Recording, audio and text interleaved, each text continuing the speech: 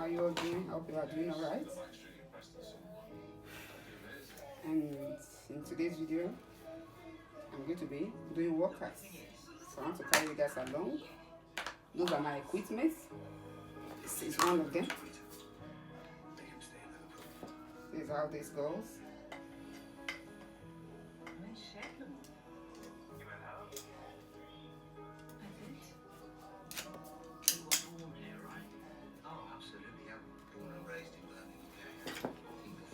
And one thing about exercise is not by losing weight, it's by keeping fit and working on your muscle as well.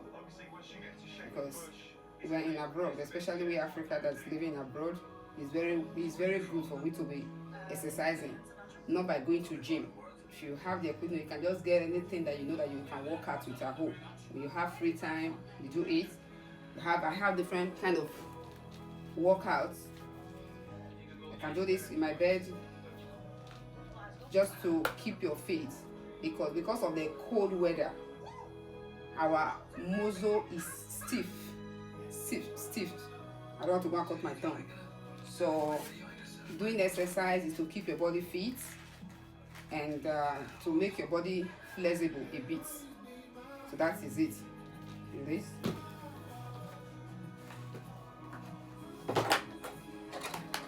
And this is standing and lifting as well. And this come with two things. At first, I use this. Then I'm going to be starting with this first. I'm going to start with this first.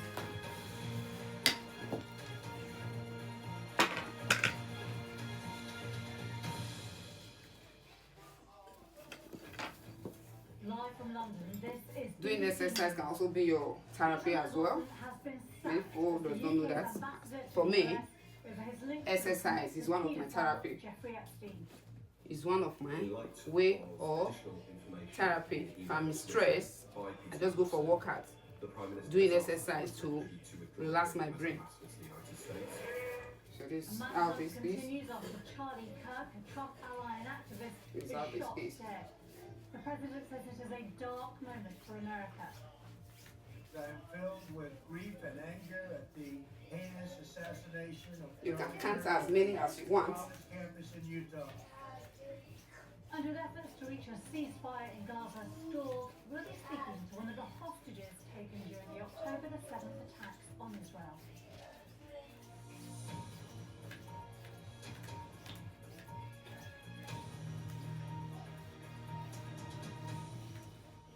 Hello, I'm Geeta Gurumurthy. Welcome to BBC News. We start with breaking news. The Prime Minister has sacked Peter Mandelson as the UK's ambassador to the United States.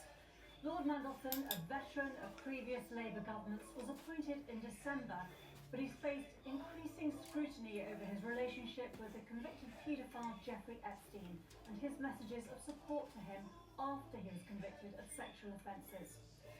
Well, this is the moment the announcement was made in the House of Commons. In light of additional information in emails written by Peter Mandelson, the Prime Minister has asked the Foreign Secretary to withdraw him as ambassador to the United States.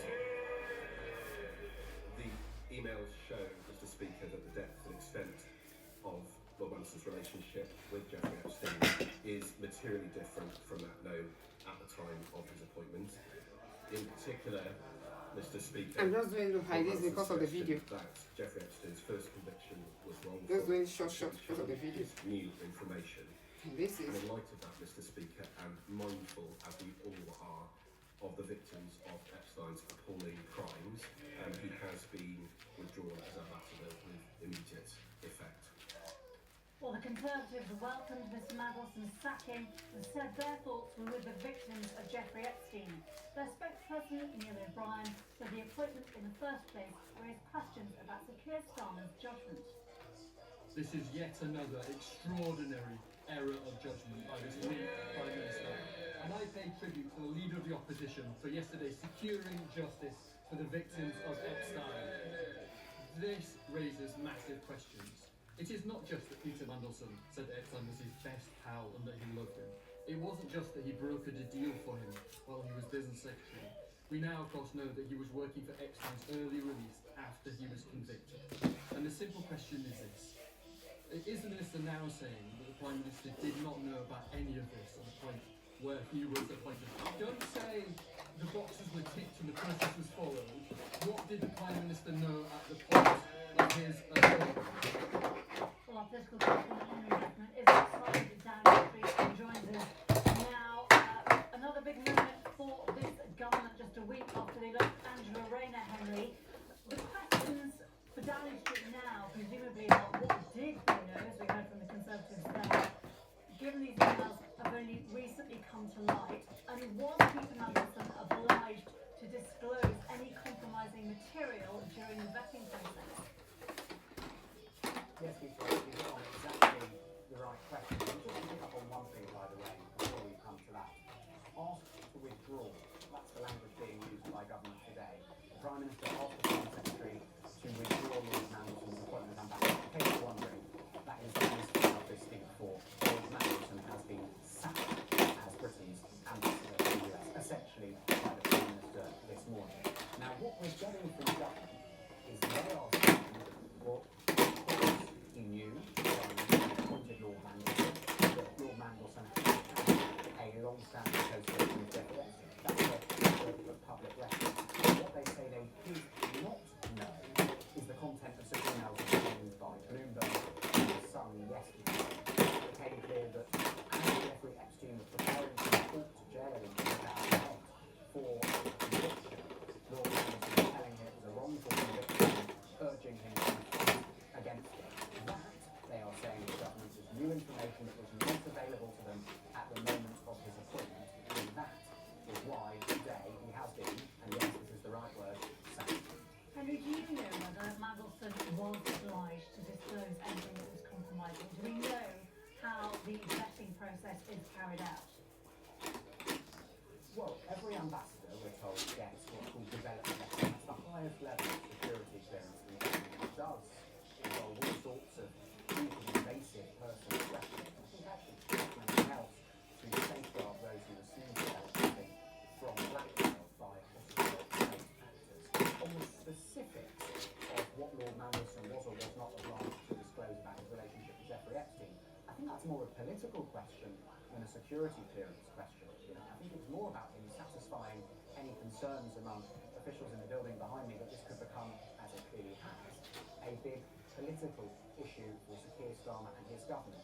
Now, those emails that were released by Bloomberg yesterday, we're told they were not available to government at the time that they were appointing Lord Mandelson because they come from an email address which Lord Mandelson has not had access to for some years. Clearly, Bloomberg has got hold of Jeffrey Epstein's emails, so sort of on the other end of things, as it were. That's why we now know in language that was excruciating and ultimately for Lord Mandelson's political career damnable, what their relationship actually looked like. Do we know whether Downing Street will appoint a new ambassador ahead of the state visit? President Trump due in London next week, and how uncomfortable is this given the criticism, particularly from Democrats in the US, linking Trump with Epstein himself? We don't know when and who they will appoint as ambassador. Obviously, one element of Lord Mandelson's appointment, which is pretty fascinating, aside from his own long political career and long pretty controversial political career, is that they appointed a politician rather than a career diplomat. That's not unprecedented, but it is very unusual, especially in recent decades. And I think Sir Keir Starmer had decided, before he decided who to appoint, that he wanted to appoint a politician to deal with this unusual challenge posed by Donald Trump. So other people who were considered, it's been reported subsequently, were George Osborne, the former Conservative Party Chancellor, David Miliband, the former Labour Foreign Secretary, Baroness Ashton, Cathy Ashton, a former British European Commissioner. So it may well be that Keir Starmer revisits those options, though it may well also be, I think, that given the circumstances of Lord Mandelson's departure, they decide that a career diplomat might be a safer bet. Henry Zeffman, outside number 10, thanks very much indeed. Well, Lord Mandelson had earlier said that he believed there was more embarrassing correspondence between himself and the convicted paedophile Jeffrey Epstein.